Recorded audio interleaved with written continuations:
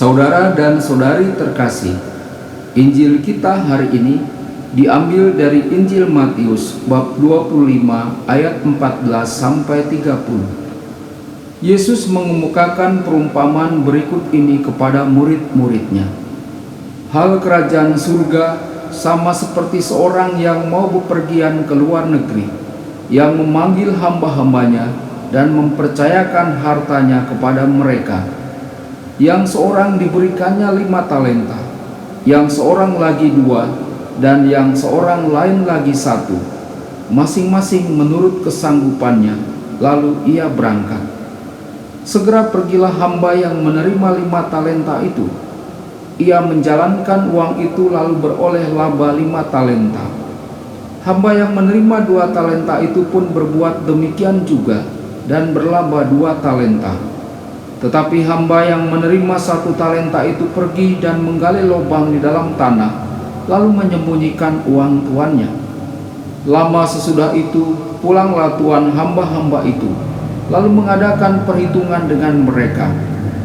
Hamba yang menerima 5 talenta itu datang, dan ia membawa laba 5 talenta, katanya, "Tuan, 5 talenta Tuan percayakan kepadaku. Lihat, aku telah beroleh laba 5 talenta." Maka kata tuannya itu kepadanya, "Baik sekali perbuatanmu itu, hai hambaku yang baik dan setia.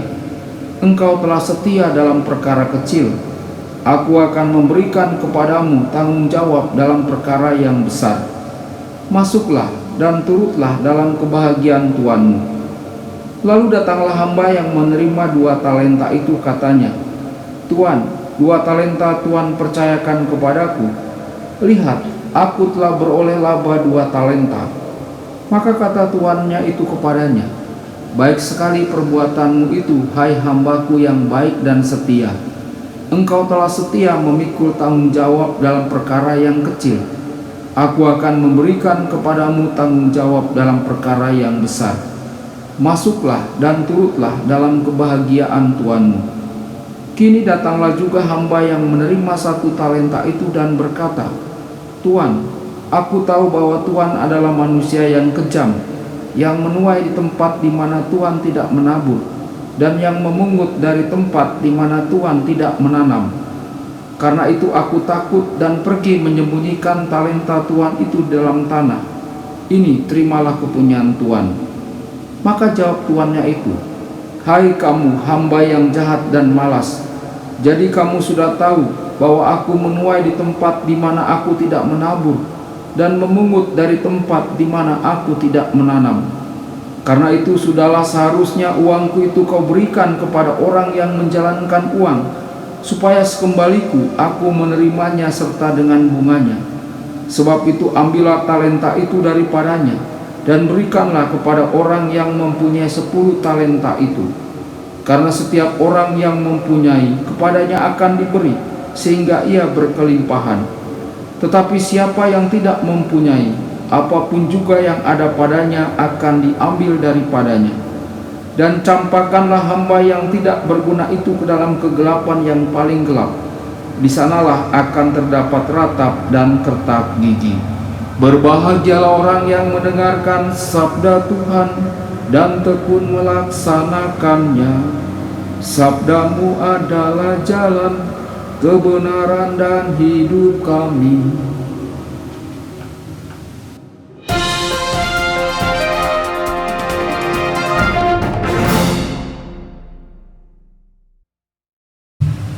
Saudara dan saudari terkasih dimanapun Anda berada, jumpa lagi dengan saya Romo Tedens dalam saluran Warta Kabar Sukacita. Semoga Anda semua tetap dalam keadaan sehat dan berbahagia. Saudara dan saudari, Injil kita di minggu biasa yang ke-33 ini diambil dari Injil Matius bab 25 ayat 14 sampai 30. Injil minggu ini menyajikan kepada kita perumpamaan tentang talenta. Perumpamaan ini ada di antara 2 perumpamaan lainnya, yakni perumpamaan tentang 10 gadis dan perumpamaan tentang penghakiman terakhir. Ketiga perumpamaan ini mengklarifikasi dan mengarahkan orang pada kedatangan kerajaan Allah. Perumpamaan tentang 10 gadis menuntut kesiagaan. Kerajaan Allah bisa datang kapan saja. Perumpamaan tentang penghakiman terakhir mengatakan bahwa untuk memiliki kerajaan Allah maka mesti menerima mereka yang paling hina. Sementara itu perumpamaan tentang talenta mengarahkan kita pada apa yang harus dilakukan untuk membuat kerajaan Allah itu tumbuh. Perumpamaan tentang talenta berbicara tentang karunia-karunia dan nilai-nilai yang orang-orang terima dari Allah. Setiap orang memiliki kualitas mengetahui sesuatu bahwa dia dapat mengajar orang lain. Tidak ada yang hanya seorang murid, tidak ada yang hanya seorang guru. Kita semua belajar dari satu sama lain. Kunci untuk memahami perumpamaan tentang talenta adalah gagasan yang kita miliki tentang Allah. Di antara orang Yahudi yang menjadi pengikut orang-orang Farisi, ada yang mengira bahwa Allah adalah hakim yang hebat, yang memperlakukan orang menurut ketaatan mereka terhadap hukum. Justru sikap ini menimbulkan rasa takut dalam diri orang-orang dan menghambat mereka untuk bertumbuh, terutama menghalangi mereka dari sikap membuka ruang dalam diri mereka untuk menerima pengalaman baru dalam diri Yesus. Untuk membantu orang-orang ini, Matius menceritakan kisah tentang talenta. Saudara dan saudari, kita mulai dari ayat 14 sampai 15. Pintu masuk dalam perumpamaan itu. Yesus menceritakan kisah tentang seseorang yang sebelum pergi ke luar negeri mempercayakan harta bendanya kepada para hambanya dan memberi mereka 5 talenta, 2 talenta, dan 1 talenta sesuai dengan kemampuan setiap orang. 1 talenta sama dengan 34 kg. Pada dasarnya, setiap orang menerima jumlah yang sama karena mereka menerima sesuai dengan kemampuannya. Siapapun yang mempunyai cawan besar akan menerima cawan yang penuh. Orang itu melanjutkan perjalanannya ke luar negeri, di mana dia tinggal untuk waktu yang lama. Saudara dan saudari, cerita ini menimbulkan ketegangan sesaat. Orang tidak tahu untuk tujuan apa orang itu mempercayakan uangnya kepada para hambanya. Lalu ayat 16 sampai 18. Cara setiap hamba bersikap setelah menerima harta benda dari majikannya. 2 hamba pertama mengembangkan talentanya itu dan menghasilkan uang 2 kali lipat. Tapi hamba yang menerima 1 talenta menguburnya agar tidak hilang. Talenta ini merupakan sesuatu yang berasal dari kerajaan Allah yang diberikan kepada orang-orang sesuai dengan kemampuan mereka. Saudara dan saudari, setiap orang menerima beberapa kebaikan dari kerajaan Allah, tetapi tidak semua menanggapi dengan cara yang sama. Ayat 19 sampai 23 menerjemahkan pertanggungjawaban hamba yang pertama dan kedua dan tanggapan sang majikan. Setelah sekian lama pergi, sang majikan itu pulang. 2 hamba pertama mengatakan hal yang sama. Tuan, apa yang Tuan percayakan kepada kami dengan 5 talenta dan 2 talenta telah kami kembangkan. Ini 5 talenta dan 2 talenta lagi yang telah kami kembangkan. Dan sang majikan memberikan tanggapan yang sama. Kalian adalah hamba yang baik dan dapat dipercaya. Kalian telah memperlihatkan bahwa kalian dapat dipercaya dalam hal-hal kecil. Maka aku akan memberikan kepercayaan kepada kalian untuk hal-hal yang lebih besar lagi. Karena itu, marilah datang dan bergabung dalam kebahagiaan Tuhan. Lalu ayat 24 sampai 25. Laporan hamba yang ketiga. Hamba ketiga datang dan berkata, Tuan, aku tahu bahwa Tuan adalah manusia yang kejam, yang menuai di tempat di mana Tuan tidak menabur, dan yang memungut di tempat di mana Tuhan tidak menanam. Karena aku takut dan menyembunyikan talenta yang Tuhan berikan di dalam tanah. Ini terimalah kepunyaan Tuhan.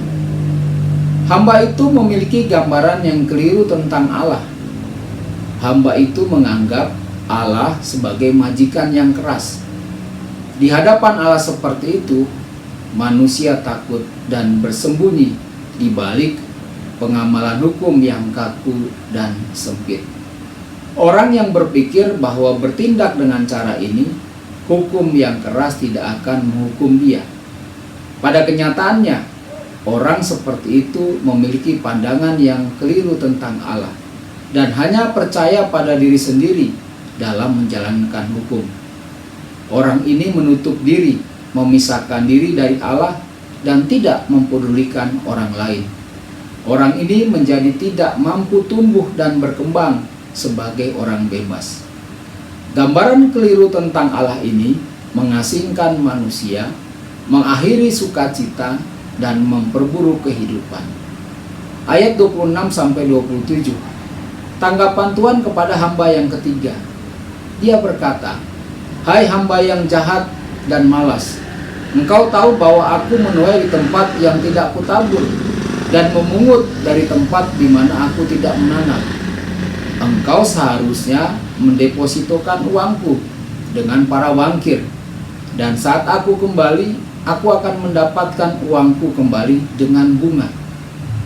Hamba ketiga tidak konsisten dengan gambaran yang keliru yang dia miliki tentang Allah. Saudara dan saudari, jika hamba ketiga ini membayangkan bahwa Allah itu kejam, dia seharusnya atau setidaknya menaruh uang itu di bank. Kemudian dia tidak akan dikutuk oleh Allah. Lalu ayat 28-30. Firman Tuhan yang terakhir yang menjelaskan perumpamaan hari ini.